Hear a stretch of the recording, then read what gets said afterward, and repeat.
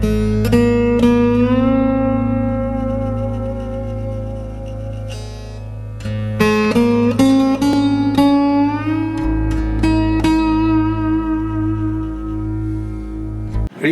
আরো একটা নতুন পর্বে আমি অর্ণব আপনাদের স্বাগত জানাই এবং আমাদের সঙ্গে যে মানুষটি রয়েছেন আমাদের সকলের অত্যন্ত প্রিয় পছন্দের মানুষ শান্তনু শাস্ত্রী। শান্তনুদা, যখনই আপনার সঙ্গে আলোচনা করি বিভিন্ন বিষয় নিয়ে আলোচনা করি এবং বিভিন্ন বিষয়ে পরামর্শ নিই আপনার কাছ থেকে এবং বিভিন্ন রাশি ভিত্তিক আলোচনা করি। আজকে যেমন আপনার কাছ থেকে জানতে চাইবো প্রথমেই বৃষ রাশি সম্পর্কে, যে বৃষ রাশির মানুষের সফলতার আধ্যাত্মিক উপায় কি বলবেন এই বিষয়ে? এই পর্যায়েও আমি ভগবদ গীতার একটি শ্লোকের অংশ তোমার সাথে শেয়ার করব। এটি হলো যোগস্থ কুরু কর্মাণি, অর্থাৎ কেবলমাত্র কর্মই তোমার ধর্ম। বিশুদ্ধ কর্মের দিকে অগ্রসর হও।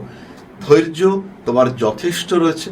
ধৈর্য, স্থৈর্য, গাম্ভীর্য, সম্পূর্ণ প্রাপ্তির আশা ত্যাগ করে শুধু তুমি কাজ করে যাও। টাকা তোমার পেছনে দৌড়বে, এই সেই সময়টার জন্য জাস্ট ওয়েট করতে হবে। বৃষ রাশিকে কন্ট্রোল করছে ভিনাস, শুক্র। তাই শুক্র দেবেই, হয় আজকে না হয় কালকে। তুমি শুধু নিজের প্রসেসে কাজ করে যাও। এটা বৃষর ক্ষেত্রে হতে পারে। বহু সময় বৃষ তো খুব জেদি মানুষ, তো অনেক সময় কিছু একটা ভুল ডিসিশনে বৃষ আটকে থাকে। এই ভুল ডিসিশন এখান থেকে বেরিয়ে আসার জন্য বৃষ রাশি বা লগ্নের মানুষের কোনো কোনো সময় কিছু পরামর্শ দরকার হতে পারে। বা এটাও হতে পারে যে বৃষ একাধিক প্রজেক্টে কাজ করছে, তার মধ্যে কোনো একটা বৃষ বুঝতে পারলো যে এটা আমার জন্য বেস্ট, কিছুদিন চলার পরে সেটা করা যেতে পারে। তো বৃষ রাশি বা লগ্নের মানুষদের সাফল্যের যে উৎস, তার মধ্যে প্রথম সেটা হলো কর্ম, দ্বিতীয় হলো ধৈর্য, আর তৃতীয় হলো সময়ের জন্য অপেক্ষা। কাজ করে যাও, ফল তুমি পাবেই। বৃষ কখনোই ব্যর্থ হবে না যদি সঠিকভাবে সে কিছুটা ধৈর্য ধারণ করতে পারে। বৃষ রাশির মানুষ ফল তো অবশ্যই পাবে, কিন্তু এই ফল পেতে গেলে তাদের কি কি আধ্যাত্মিক অভ্যাসের মধ্যে দিয়ে যেতে হবে? বৃষ রাশি বা লগ্নের মানুষ, তাদের আধ্যাত্মিকতার প্রকাশ যথেষ্টই ভালো। তারা সবসময় বিশ্বাস করেন ঈশ্বর আছেন, একটি অদ্ভুত শক্তি আমাদের সমস্ত কিছুকে ধারণ করে রয়েছেন। তারা তাদের ঈশ্বরের প্রতি, গুরুর প্রতি যথেষ্ট শ্রদ্ধাবদ্ধ এবং গুরু নির্দেশিত পথে তারা সঠিকভাবে এগোতে পারেন। শান্তিতে ধৈর্য সহকারে তারা মেডিটেশন করবার চেষ্টা করতে পারেন। এটা সত্যি যে সবসময় বৃষ রাশি বা লগ্নের মানুষ তারা যে মেডিটেশনের জন্য প্রপার টাইমিং খুঁজে পাবেন, এটা তারা সবসময় নাও পেতে পারেন। কারণ তাদের উপরে এত রেসপন্সিবিলিটি, সকাল থেকে ফোনের পর ফোন আসছে। আমার পরিচিত একজন পলিটিক্যাল লিডার আছেন, উনি বৃষ রাশির মানুষ। আমি দেখেছি যে উনি নিজের যে ফোন, সেই ফোন কোনো সময় ওনার ফোনে ওনাকে পাওয়া যায় না। কেউ না কেউ, আজকে জল নেই, কালকে ওই সমস্যা, পরশুদিন ও কি বলেছে, জুতো হারিয়ে গেছে। এমনকি আমার তো মনে হয় কুকুরে যদি কারোর রাস্তা থেকে জুতো নিয়ে যায়, বৃষ রাশির ওই লোকটাকে লোক ফোন করে বলবে আমার জুতো কুকুরে নিয়ে গেছে, কি করব তুমি একটু বলে দাও, কিভাবে জুতোটা ফেরত পাবো, এটার জন্য কি করা উচিত। তো সব কিছুতে এই মানুষটা মানুষের কাছে এতটাই আপন, প্রত্যেকটা নিঃশ্বাসেও যেন মানুষের ওনার কথা মনে পড়ে।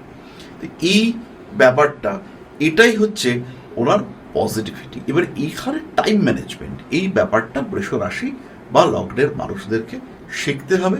প্রপার ওয়েতে একটু দরকার হলে আর্লি মর্নিংয়ে উঠতে হবে। তার কাছে যে বীজ মন্ত্র বা তার যে ইষ্টমন্ত্র এগুলো রয়েছে, এগুলো পাঠ করা যেতে পারে।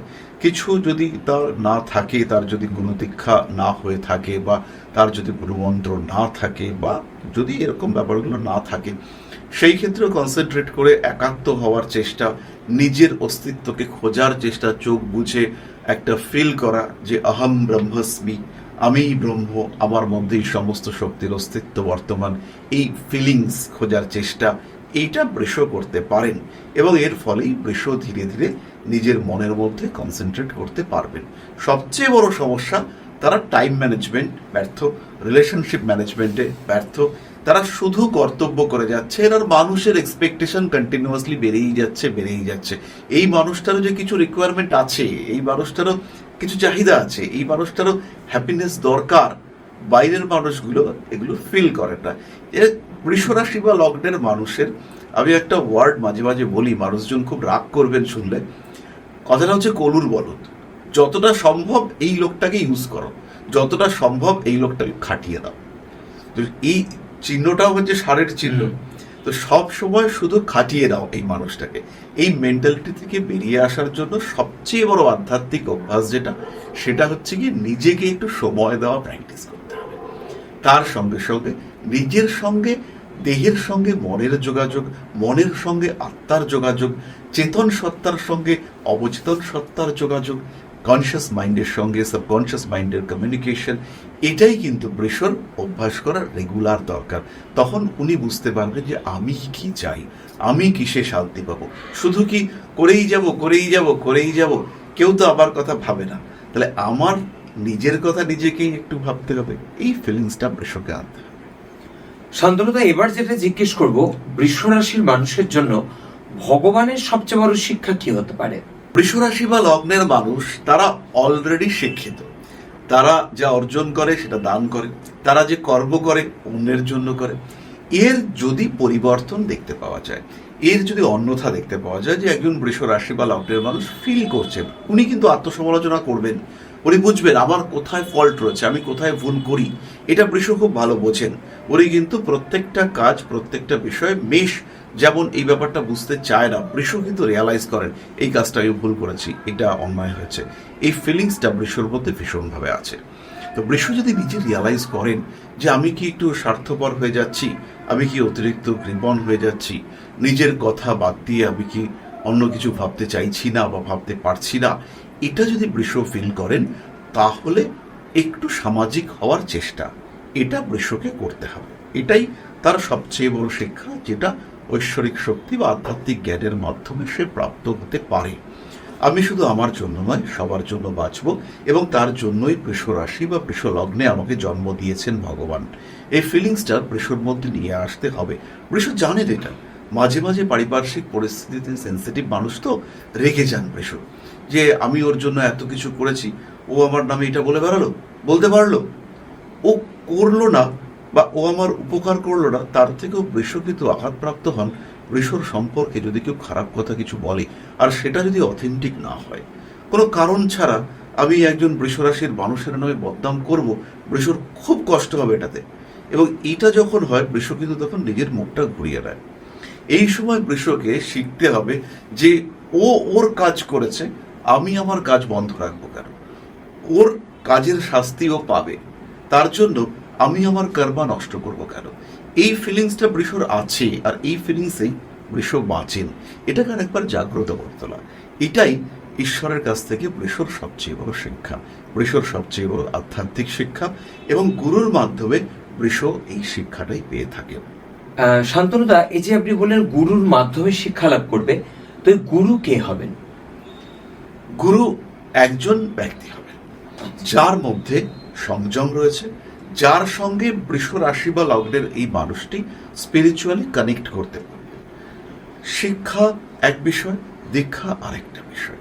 শিক্ষা দেবেন শিক্ষক, আর গুরু যেটা করবেন সেটা হলো ট্রান্সফরমেশন।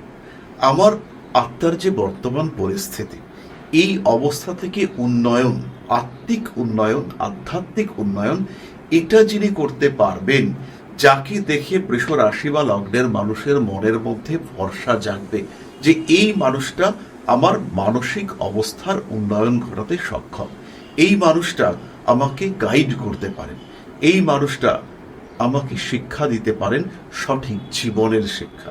এরকম নয় যে গুরু অত্যন্ত শিক্ষিত হবেন, এরকম নন যে গুরুর কাছে প্রচুর বড় বড় ডিগ্রি থাকবে। গুরুদেব তিনিই হবেন যার কাছে সেই আধ্যাত্মিক পথ দেখানোর ক্ষমতা থাকবে, যিনি জীবনকে উপলব্ধি করেছেন, তিনিই গুরু হতে পারবেন। যার মধ্যে কিছুটা সময় থাকবে বৃষ রাশি বা লগ্নের এই মানুষটার কথা শোনা, তিনি গুরু হতে পারবেন। সেই মানুষটা গুরু হবেন যার কাছে আপনি গিয়ে একটু মাথা নিচু করতে পারবেন, যার কাছে নত হতে আপনার খারাপ লাগবে না, সেই মানুষটাই আপনার গুরু হতে পারবেন। আর বৃষ রাশির জন্য গুরু চয়ন এই বিষয়টি কিন্তু ভীষণ টাফ। বৃষ 100% ডেডিকেটেড। তাই বৃষ রাশি বা লগ্নের মানুষ তাকে গুরু অন্বেষণের সময় অবশ্যই ফিল করতে হবে নিজেকে। আগে নিজেকে জানবো, তারপরে আমার গুরুকে জানবো। আমি কি, আমার কাকে চাই, কার কাছে আমি সন্তোষ প্রাপ্ত হতে পারি, সেই মানুষটা কেমন, সেই মানুষটার গুণ কি, সেই মানুষটার দোষ কি, সেই মানুষটার গুণগুলোকেও আমি যেমন আপন করে নিতে পারছি, তার দোষগুলোকেও আমি কতটা আপন করে নিতে পারছি। তো সেই মানুষটা আমার জীবনে কতটা পরিবর্তন ঘটাতে সক্ষম, এই বিষয়গুলোই হচ্ছে গুরুর কাছে বৃষকে খুঁজতে হবে। আর বৃষ যদি গুরুর কাছ থেকে আঘাত পান, সেটা খুব টাফ আঘাত হবে, কারণ বৃষ তো ডেডিকেটেড, তিনি সবকিছু সমর্পণ করেছেন তার গুরুর কাছে। তাই বৃষ এবং তার গুরু, এদের মধ্যে একটা আত্মিক বন্ধন এইটা থাকা খুব দরকার। যার সঙ্গে আত্মিক বন্ধন হবে তিনিই হবেন গুরু। অনেক ধন্যবাদ শান্তনুদা। আজ আমরা বৃষ রাশি নিয়ে বিস্তারিত আলোচনা করলাম। আবারও ফিরে আসবো এই অনুষ্ঠানে অন্য কোনো রাশি নিয়ে। ভালো থাকবেন সবাই। নমস্কার।